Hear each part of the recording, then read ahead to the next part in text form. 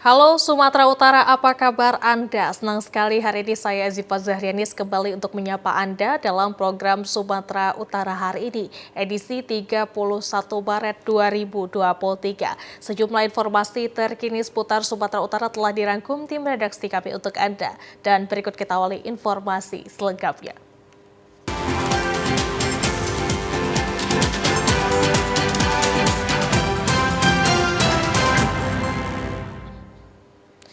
Di informasi pertama, pemirsa, tim tangkap buron intelijen Kejaksaan Tinggi Sumatera Utara berhasil mengamankan terpidana korupsi sebesar 2,8 miliar. Tim tangkap buron intelijen Kejaksaan Tinggi Sumatera Utara berhasil mengamankan terpidana korupsi 2,8 miliar di Komplek Metal Tanjung Mulia, Medan kemarin, di mana terpidana CU telah masuk dalam daftar pencarian orang selama 4 tahun ini. Diamankan tim tabur intelijen Kejaksaan Tinggi Sumatera Utara di depan rumahnya tanpa perlawanan pada Februari 2023 lalu. Kejari Deli Serdang telah melakukan pemanggilan secara bertahap terhadap terpidana, namun yang bersangkutan tidak menghadirkan panggilan tersebut. Untuk mempertanggungjawabkan perbuatannya, Majelis Hakim Salahuddin menghukum CU 6 tahun penjara dengan denda 300 juta rupiah. Kasusnya berawal CU bersama pimpinan PT Bank Sumut KCP Tanjung Merawa dan pimpinan seksi pemasaran mencairkan kredit tidak sesuai mekanisme perbankan hingga berujung kredit macet. Kasih Penkum Kejaksaan Tinggi Sumatera Utara Yos A. Tarigan mengatakan untuk memproses hukum lebih lanjut terpidana diserahkan ke Rutan Lubuk Pakam. Mengamankan satu DPO malam ini berkisar pukul 19.46 di seputaran Marelan. Di sudah 4 tahun DPO, di mana proses persidangan telah diputus oleh Pengadilan Tipikor dan selama persidangan tidak hadir in absentia. Kejaksaan Tinggi Sumatera Utara menekankan kepada siapapun dan dimanapun yang masuk dalam daftar pencarian orang agar menyerahkan diri ke kejaksaan terdekat. Di Samosir, pemirsa, Kejaksaan Negeri Samosir menerima uang pengganti dan denda dari terpidana kasus korupsi. Hal ini berdasarkan putusan Mahkamah Agung Republik Indonesia dan sesuai dengan putusan Pengadilan Tinggi Medan yang telah berkekuatan hukum tetap. Kepala Kejaksaan Negeri Samosir Andi Adhikawira Putra didampingi Kepala Seksi Intelijen Kejari Samosir Richard Nayer Parningotan Simamare dan Kasipitsus Fajar Ronald Hari Pasaribu membenarkan pihaknya telah menerima uang pengganti dari terpidana Maruletua Lumban Raja perkara korupsi sistem informasi kependudukan Simadu tahun 2016. Sebelumnya terpidana Maruletua Lumban Raja terbukti bersalah melakukan tindak pidana korupsi sistem informasi kependudukan tahun 2016 di 127 desa di Kabupaten Samosir. Kejari Samosir juga menyebutkan hal ini sesuai dengan amar putusan menghukum terdakwa dengan pidana penjara selama 1 tahun dan 6 bulan, dikurangkan selama terdakwa berada dalam tahanan dan denda sebesar 100 juta rupiah serta subsidi 1 tahun dan 6 bulan kurungan. Adhikawira juga menambahkan uang pengganti yang telah diterima dari Maruletua Lumban Raja akan segera diserahkan kepada 127 kepala desa di Kabupaten Samosir dan untuk denda akan segera disetorkan ke kas negara. Pemidanaan bukan salah satu yang kita kejar. Tentunya pengembalian kerugian negara juga kita harus kejar. Tentunya itu yang diharapkan pimpinan kita. Sehingga alhamdulillah sampai hari ini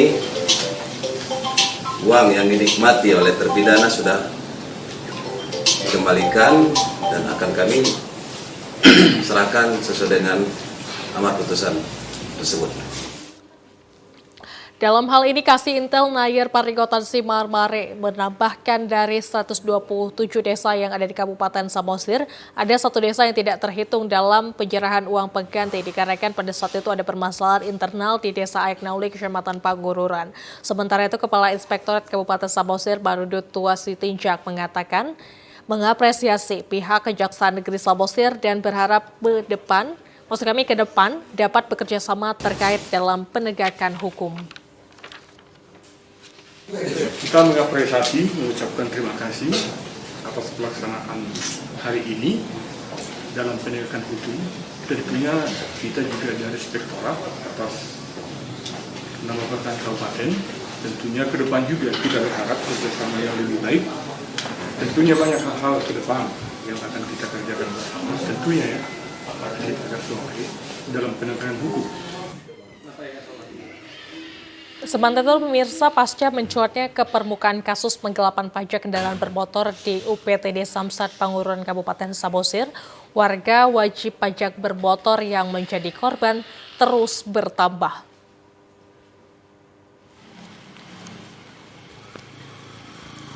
Berdasarkan pengakuan dari beberapa korban, pembayaran pajak kendaraan bermotor di UPTD Samsat Pangururan selama 5 tahun ini banyak mengalami kejanggalan. Salah seorang korban Sarmain Habean merasa curiga saat melakukan pengurusan pajak kendaraan bermotornya. Meski telah mengikuti sesuai dengan prosedur yang berlaku dan pembayaran pajak kendaraan melalui loket pembayaran, namun di aplikasi belum terbayarkan. Kondisi ini mengakibatkan korban mengalami kerugian atau denda sekitar 40 juta rupiah. Dan hal tersebut diketahui korban ketika melakukan pengecekan pajak kendaraan bermotornya di UPTD Samsat Pangururan. Saat itu juga salah seorang petugas Samsat menemuinya dan menjelaskan bahwa pajak kendaraan telah menunggak selama 4 tahun mulai dari tahun 2018. Sarmaiman berharap pemerintah dapat memberikan solusi pemutihan pajak kendaraan bermotornya dan mengusut tuntas siapa saja yang terlibat dalam kasus ini. Sarmain mengakukan sangat kecewa atas kinerja petugas UPTD Samsat Pangururan, khususnya oknum petugas loket pembayaran. Kepala Cabang Bank Sumut Pangururan Adi Nixon Marbun ketika dikonfirmasi awak media membenarkan bahwa yang bertugas di loket pembayaran di UPTD Samsat Pangururan adalah seorang pegawai kontrak Bank Sumut. Ada apa, Bu? Ini Ibu denda. Kok denda? Aku bayar pajaknya tiap tahun. Enggak, Bu, ini ada denda. Kayak mana kok bisa denda? Terusnya aku bayar tiap tahun. Enggak melalui siapa, Bu? Enggak melalui siapa ke kantor Samsat ininya. Karena aku udah trauma hari itu bayar sama calo, lari. Jadi aku bayarnya tetap ke sini. Kata Ibu, aku denda. Kok bisa gitu, Bu? Aku pun sampai nangis, jadi nggak tahu aku mau bilang entah sama siapa ini pajak ini dibayar. Ini udah kantor apa? Jadi sama siapa aku mengadu pajak? Sejauh ini, Bu, kira-kira kerugian yang Ibu dapatkan berapa, Bu, kira-kira? 40 juta lebih lah, Pak. Untuk kendaraan pajak berapa tahun, Bu? 4 tahun. 4 tahun ya. Oke, Bu. Kira-kira apa yang mau disampaikan hal ini kepada pemerintah, Bu? Saya minta kepada pemerintah agar ini dituntaskan, Pak. Agar jangan ada lagi yang kayak gini sama masyarakat kita. Sementara itu, Kepala UPTD Samsat Pangururan Samosir Deni Rofi Melila mengatakan modus yang diduga dilakukan oknum petugas pelaku dengan cara saat wajib pajak datang untuk mengurus pajaknya, oknum tersebut menerima berkas lama dan SKPD pajak yang lama dirubah pelaku dengan dikerok dan mengetik kembali untuk mengganti tahun yang tertera di STNK.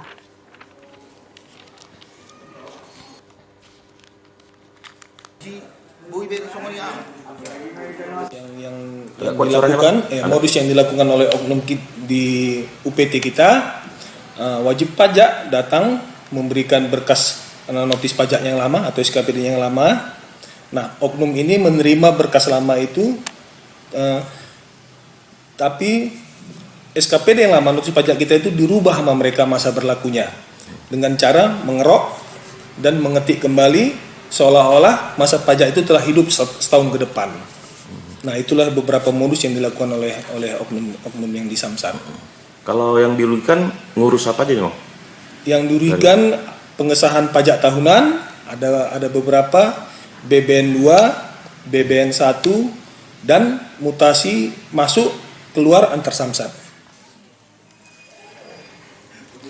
Di informasi lainnya di Tanjung Balai, pemirsa, pelantikan Mukmin Mulyadi sebagai anggota DPRD Tanjung Balai pengganti antar waktu DPRD periode 2019-2024 diwarnai aksi saat pelantikan berlangsung di depan gedung DPRD Kota Tanjung Balai, Jalan Jenderal Sudirman, Kota Tanjung Balai. Inilah aksi yang dilakukan Gerakan Masyarakat Bersatu saat pelantikan seorang oknum DPRD Kota Tanjung Balai pengganti antar waktu periode 2019-2024. Aksi pecah kepala yang dilakukan koordinator tersebut hingga mencucurkan darah di kepala salah seorang koordinator aksi. Para pendemo dalam aksinya menyuarakan penolakan atas pelantikan tersebut karena Mukmin Mulyadi menurut koordinator aksi Aldo Al-Rifai diduga terlibat pada kasus peredaran ribuan pil ekstasi. Dalam kasus narkoba yang sebelumnya diamankan Polda Sumatera Utara terhadap Ahmad Dairobi dan Kimin Simatupang yang telah diamankan Polda Sumut. Koordinator aksi Aldo Al-Rifai memecahkan kepalanya dengan segelas sebagai bentuk penolakan terhadap MM yang diduga dalam daftar pencarian orang DPO yang terlibat dalam jual beli pil ekstasi. Pendemo berharap PAW DPRD tersebut dikaji ulang oleh DPRD Kota Tanjung Balai. Pelantikan penggantian antar waktu tersebut terus berlanjut walaupun para pendemo menyampaikan aspirasi di luar gedung DPRD Kota Tanjung Balai. Mukmin Mulyadi langsung dilantik dan diambil sumpah jabatannya, dipimpin Ketua DPRD Tanjung Balai Tengku Eswin dan dihadiri Wali Kota Tanjung Balai dan beberapa anggota DPRD lainnya.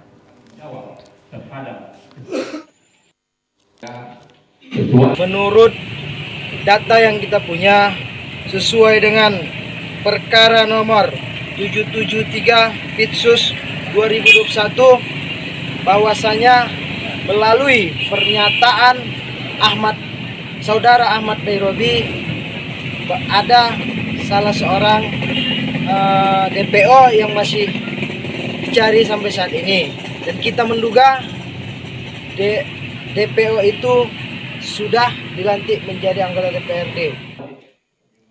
Terkait aksi unjuk rasa tersebut yang dilakukan pendemo dari Gerakan Masyarakat Bersatu tersebut, Mukmin Mulyadi akan melakukan koordinasi dengan Ketua DPC PKB Kota Tanjung Balai. Mukmin Mulyadi mengatakan tidak ada menerima surat DPO dari Polda, Polres maupun Polsek. Kalau saya DPO di Polda sudah 3 tahun yang lalu. Artinya saya tidak merasa itu. Dan sampai hari ini surat DPO tak ada. Baik di Polda, baik di Polres, baik di Polsek. Kalau nama DPO, tak ada DPO diduga. Kalau DPO, DPO. Kalau diduga DPO, tak ada kata-kata duga DPO. Jadi apa yang diutarakan pendemo itu bagaimana tanggapan? Yaitu hak mereka. Hak mereka. Inisial MM, tak jelas. Itu siapa? Di informasi lainnya, pemirsa, nelayan Indonesia khususnya di Kabupaten Langkat kembali menjadi korban dari maritim kelautan Malaysia. Kali ini kapal nelayan pancing asal Kecamatan Selepan, Kabupaten Langkat ditabrak oleh kapal besar maritim kelautan hingga terbalik. Nasib naas kembali dirasakan para nelayan yang mencoba mencari peruntungan dengan cara memancing ikan di perbatasan perairan Indonesia dan Malaysia. Saat sedang memancing, kapal ikan besar milik maritim kelautan Malaysia menghampiri dan langsung menabrak kapal para nelayan Indonesia. Dengan bobot kapal yang lebih besar menyebabkan sejumlah kapal milik nelayan asal Kabupaten Langkat ini langsung terbalik di perbatasan perairan laut Indonesia dan Malaysia. Aksi menabrak kapal nelayan Indonesia yang dilakukan Malaysia ini berulang kali tanpa memikirkan keselamatan para nelayan. Kapal pertama yang ditabrak berhasil mengelak dan kabur, namun kapal nelayan yang kedua tidak melakukan perlawanan karena merasa tidak bersalah.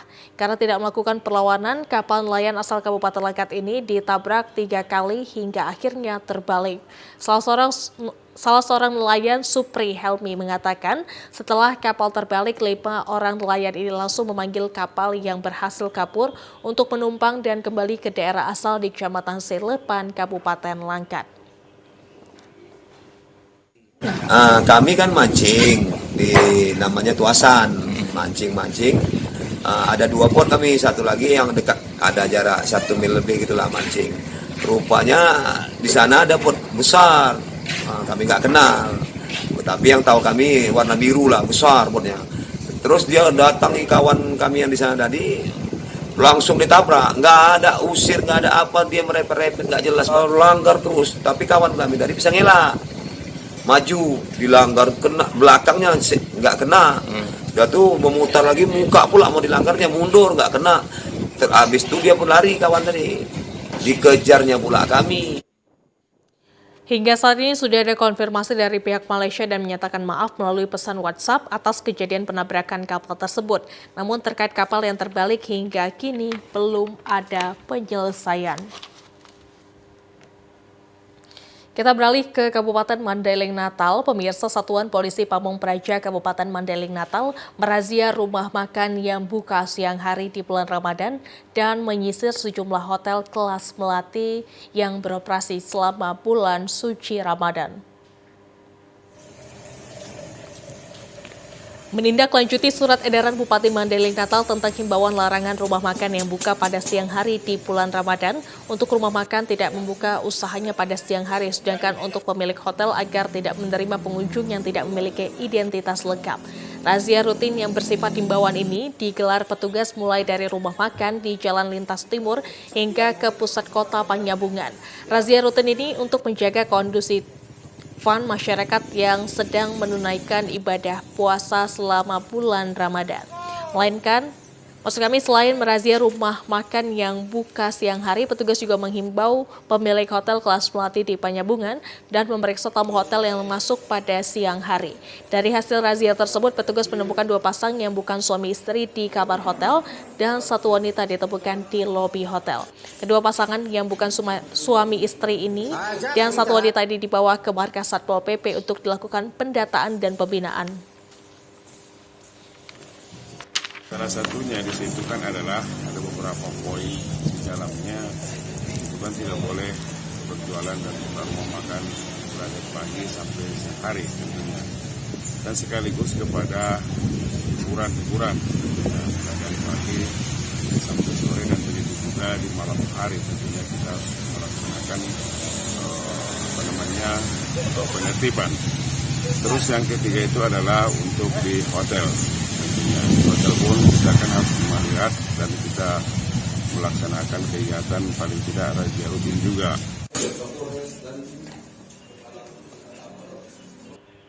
Pemirsa, harga ayam potong masih tergolong stabil. Informasi selengkapnya akan hadir usai jeda pariwara berikut ini. Tetaplah bersama kami.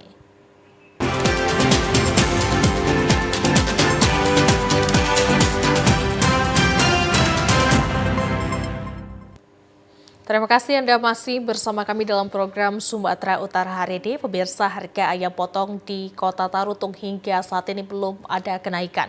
Bahkan sejak beberapa hari terakhir, harga ayam potong cenderung turun. Seperti halnya di Pasar Neheong dan di Pekan Kota Tarutung, sejumlah pedagang ayam potong mengatakan pada awal Ramadan hingga saat ini harga ayam potong masih stabil. Namun beberapa hari terakhir ini ayam potong cenderung turun, yakni di kisaran harga Rp26.000 hingga Rp70.000 per kilogram. Turunnya harga ayam potong menurut pedagang disebabkan masih tingginya pasokan ayam di pasaran dan belum ada peningkatan jumlah pembeli. Selain itu, jika permintaan meningkat, diperkirakan harga daging ayam potong akan mengalami kenaikan harga. Menurut pedagang, seperti di Pajak Tarutung, umumnya kenaikan harga terjadi 2 minggu menjelang Hari Raya Idul Fitri. Namun para pedagang belum bisa memastikan akan adanya kenaikan harga atau tidak. Dan sementara itu, terkait fluktuasi harga pasar, menurut sejumlah pedagang soal harga tergantung dari pemasok. Jika harga dari pemasok naik, para pedagang juga akan menaikkan harga jual. Untuk sementara saat ini masih normal. Tapi seperti biasanya 2 minggu menjelang Lebaran itu akan ada lonjakan kenaikan sekitar 5.000 sampai 10.000. Jadi sampai dengan saat ini Pak, harga gimana Pak? Masih normal. Di informasi lainnya pemirsa, pembangunan Masjid Al-Ihsan yang berada di Dusun 3 Desa Regemuk, Kecamatan Pantai Labu, Kabupaten Deli Serdang terlihat mangkrak. Sementara warga berharap tahun ini dapat melaksanakan sholat tarawih dan Idul Fitri di masjid ini. Masjid Al-Ihsan ini dibangun menggunakan dana CSR dari PT Citra Trahindo Pratama, salah satu perusahaan penggali pasir laut di Kecamatan Pantai Labu, Kabupaten Deli Serdang dengan biaya 750 juta rupiah. Namun, hingga saat ini pembangunan Masjid Al-Ihsan terlihat mangkrak dan belum dapat digunakan untuk beribadah. Mangkraknya pembangunan Masjid Al-Ihsan ini sekitar 4 bulan lalu dan belum dipastikan apa penyebab terhentinya pembangunan masjid ini. Sedangkan biaya untuk pembangunan Masjid Al-Ihsan ini cukup besar, yakni 750 juta rupiah yang dikeluarkan oleh PT Citra Trahindo, salah satu perusahaan penggali pasir laut di Kecamatan Pantai Labu. Kondisi Masjid Al-Ihsan terlihat belum di lantai, tidak ada jendela dan perlengkapan pengeras suara. Bendahara pengurus Masjid Al-Ihsan Syahri mengatakan dana sebesar 350 juta untuk pembangunan Masjid Al-Ihsan ini tidak sesuai. Seharusnya dengan biaya tersebut masjid ini sudah selesai, minimal bisa digunakan masyarakat untuk beribadah. Pembangunan masjid ini yang saya tahu Bapak, orang pun tak ada beritahu sama masyarakat, nggak ada orang tuh bangun gitu aja. Tahu-tahu Bapak tengok tukangnya pun udah datang membangun. Sekarang ya kayak ginilah bangunannya. Jadi awal janji kami sama dia, ini kalau dana yang segitu katanya nggak siap. Ya kau siapkan aja seberapa siapnya, Bapak bilang. Nyatanya sampai sekarang pun terbengkalai. Banyak masyarakat yang komplain tentang permasalahan dana yang sebesar 350 juta ini tidak sesuai bangunan. Sementara itu, Kepala Desa Regemuk Mulyadi mengatakan dana pembangunan masjid dikelola oleh pelaksana pembangunan yang ditunjuk oleh pemerintah desa sebelumnya. Dan dana tersebut tidak masuk ke rekening desa, melainkan ke rekening pribadi. Sehingga tidak ada transparansi biaya pengeluaran pada pembangunan masjid tersebut. Seharusnya diharapkan dana itu masuk ke rekening desa dulu. Baru kemudian bisa digunakan pembangunannya, yang dimana seperti yang kita ketahui Pak Hendrik itulah pelaksana pembangunan masjid. Setelah diperiksa oleh inspektorat, ternyata nilai yang dibangun itu tidak sesuai dengan yang diharapkan, kira-kira seperti itu. Jadi mungkin dari inspektorat akan memberikan rincian dananya sehingga Pak Hendrik dapat mengembalikan sisanya. Warga berharap Masjid Al-Ihsan ini dapat segera diselesaikan pembangunannya. Minimal bisa digunakan masyarakat untuk melaksanakan sholat Idul Fitri 1444 Hijriah. Di informasi lainnya pemirsa, Direktorat Jenderal Perbendaharaan Kementerian Keuangan Provinsi Sumatera Utara menggelar pengenalan fungsi dan alokasi APBN melalui acara bertajuk Goes to Campus dengan audiensi puluhan mahasiswa Poltek Medan. Bertempat di Gedung Serbaguna Politeknik Pariwisata Kota Medan di Jalan Rumah Sakit Haji Medan, puluhan mahasiswa Poltek Medan yang terdiri dari jurusan perhotelan dan pariwisata dengan serius mengikuti pemaparan seminar bertajuk Goes to Campus yang digelar di Ditjen Perbendaharaan Kementerian Keuangan Sumut. Kegiatan ini sebagai sarana pengenalan tugas pokok dan fungsi Ditjen Perbendaharaan yang dimiliki wewenang dalam mengalokasikan APBN ke berbagai sektor. Seminar yang berlangsung selama 2 jam ini juga memberikan informasi secara detail kepada para mahasiswa Poltek Parmedan terkait pengalokasian anggaran pendapatan dan belanja negara. Kepala Kantor Wilayah Ditjen Perbendaharaan Kemenku Sumut Syaiful mengatakan, sebagai generasi penerus bangsa, para mahasiswa Poltek Par wajib mengetahui cara pengelolaan dan pengalokasian anggaran negara yang bersumber dari APBN.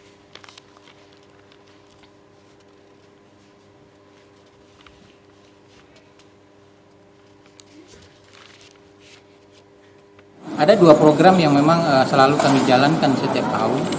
Yang pertama itu adalah program Kemenq Mengajar, di mana seluruh pegawai Kemenq yang berada di seluruh Indonesia itu serentak melakukan pembelajaran, baik di sekolah-sekolah maupun di kampus-kampus. Nah, di samping itu juga kalau di Direktorat Jenderal Perbendaharaan, memang kegiatan ini menjadi kegiatan rutinitas yang kita laksanakan dalam rangka menyambut Hari Jadi Perbendaharaan. Pada paparannya, Kakanwil DJPB Kemenku Sumut menekankan pentingnya pembayaran pajak untuk keberlangsungan pembangunan fasilitas terutama infrastruktur. Sementara itu, pemirsa, puluhan mahasiswa Politeknik Kota Medan antusias mengikuti paparan yang diberikan Ditjen Perbendaharaan Kementerian Keuangan Sumut tentang APBN di Aula Gedung Serbaguna Poltek Par Medan. Untuk mewujudkan transparansi dan sosialisasi pemanfaatan dan pengalokasian anggaran pendapatan dan belanja negara, Direktorat Jenderal Perbendaharaan Kementerian Keuangan Provinsi Sumatera Utara melakukan pemaparan kepada puluhan mahasiswa Poltek Par Medan. Acara ini digelar agar mahasiswa Poltek Par mengetahui pengalokasian anggaran APBN yang dikelola pemerintah yang didapatkan melalui pemungutan pajak dan lainnya. Dalam paparannya, Kakanwil DJPB Kemenku Sumut menjelaskan bahwa Poltek Par Medan sebagai salah satu sekolah kedinasan yang berada di bawah naungan pemerintah menggunakan APBN sebagai penunjang sarana dan prasarana dalam kegiatan belajar.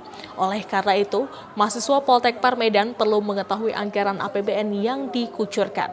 Salah seorang mahasiswi Poltek Par Medan, Yuli Selviana, mengatakan dirinya antusias mengikuti kegiatan ini karena ingin mengetahui lebih dalam soal pemanfaatan APBN. Meskipun jurusannya di Poltek Par Medan tidak terkait dengan ilmu keuangan atau perbankan, namun seminar ini merupakan wujud transparansi Kemenku terkait pengalokasian APBN.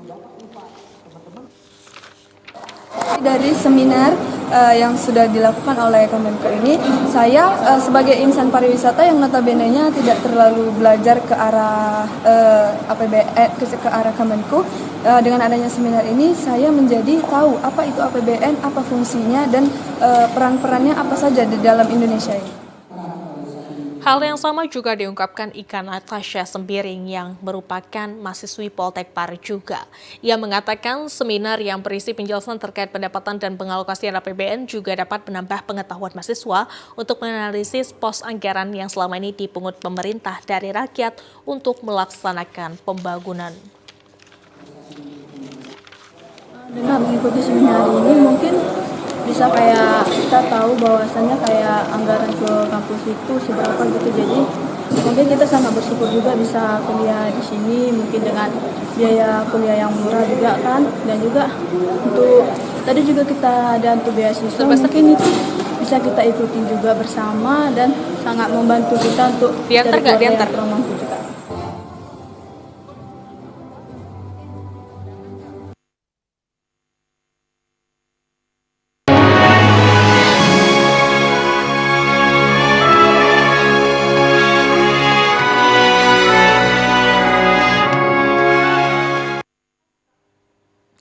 Ya pemirsa, menjelang Lebaran Idul Fitri 1444 Hijriah, Kantor Perwakilan Wilayah Bank Indonesia Perwakilan Sibolga meluncurkan program Semarak Rupiah Ramadan dan Berkah Idul Fitri atau Serambi tahun 2023.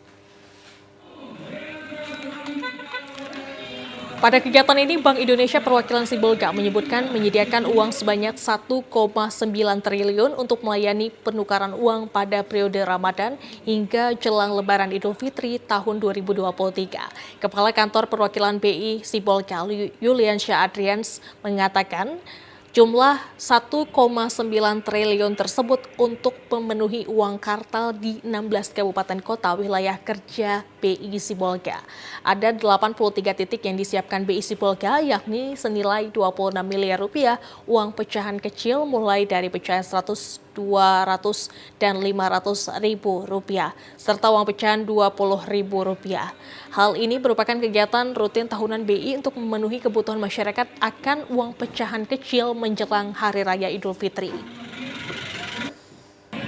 Jadi sesuai estimasi kita berdasarkan data yang kita punya tahun lalu dan perkiraan peningkatannya di tahun ini, kita bersama bank itu menyiapkan total modal kerja itu sekitar 26 miliar dengan berbagai denominasi pecahan mulai dari yang disampaikan Pak Wali tadi 20.000 hingga ke. Pada pelayanan penukaran uang pecahan kecil di Kota Sibolga, Bank Indonesia menyiapkan 7 mobil yang disiagakan di pelataran Masjid Agung Sibolga serta di sejumlah bank di Kota Sibolga. Wali Kota Sibolga Jamaluddin Pohan mengatakan melepas 7 unit mobil tim penukaran uang pecah kecil, menghimbau masyarakat yang hendak menukarkan uangnya tidak melalui calo untuk menghindari adanya peredaran uang palsu dan penukaran uang di tempat resmi seperti loker yang dibuka Bank Indonesia maupun di sejumlah bank resmi yang ada di Kota Sibolga. Ini kita meluncurkan mobil penukaran uang pecahan.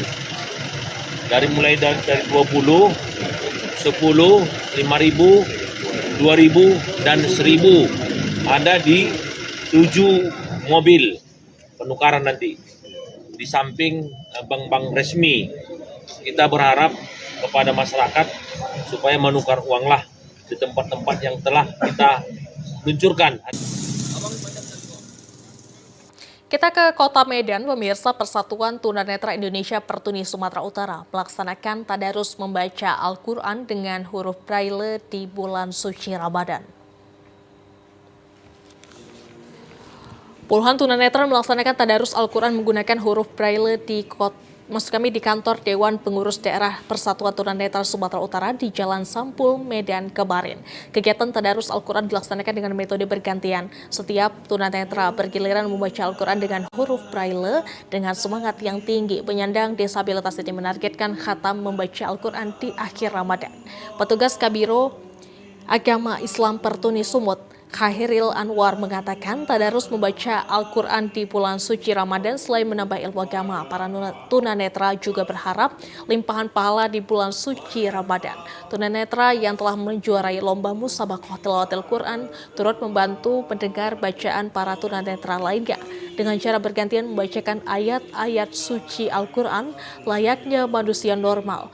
Para tunanetra ini menggunakan jari tangan yang telah terampil membaca huruf demi huruf Braille berisi ayat-ayat Al-Quran. Lantunan ayat-ayat suci Al-Quran yang mereka bawakan terdengar fasih. Petugas Biro Agama Islam Pertuni Sumut Khairil Anwar menambahkan jemaah Pertuni Sumut dibagi per kelompok dalam bertadarus membaca Al-Quran. Tadarus khusus nggak ada, cuman kita setiap hari Kamis rutinitas kita hari Kamis kita buat hari pengajian, lantas sama fungsinya dengan tadarus, yang membaca kemudian ada yang menyimak. Kalau salah kita betulkan dan berurut itu mulai belum puasa sampai sekarang berurut terus sampai khatam. Nah, itu pelan-pelan setiap hari Kamis dilakukan. Meskipun sudah memiliki Al-Quran huruf Braille yang lengkap, namun beberapa titik sudah mulai kabur bahkan hilang. Hal ini menjadi kendala karena beberapa bacaan tidak sempurna akibat tandanya hilang. Para penyandang disabilitas ini berharap bantuan dari relawan karena pasca COVID-19 mereka memiliki pekerjaan. Kita ke Pematang Siantar, pemirsa. Masjid Raya Pematang Siantar yang merupakan masjid terbesar dan tertua di Kota Pematang Siantar ini memiliki menu khusus dan khas bubur sop yang selalu dinantikan para jemaah masjid saat berbuka puasa.